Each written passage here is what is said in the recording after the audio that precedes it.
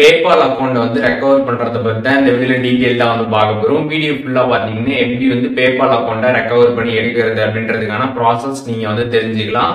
தெரிஞ்சுக்கிறதுக்கு முன்பாக சேனலை சப்ஸ்கிரைப் பண்ணிடுங்க, பெல் ஐக்கானை கிளிக் பண்ணி ஆல் அப்படின்றத செட் பண்ணிடுங்க. வீடியோக்குள்ள போகலாம்.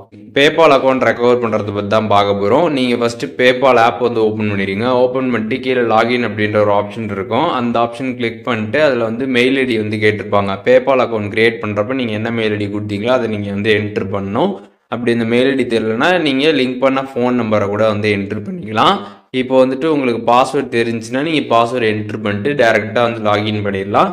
அப்படி பாஸ்வேர்ட் தெரில அப்படின்னா கீழே பார்த்தீங்கன்னா வந்து டெக்ஸ்டிய ஒன் டைம் கோட் அப்படின்னு கொடுத்துருப்பாங்க. அதை நீங்கள் கிளிக் பண்ணிடுங்க.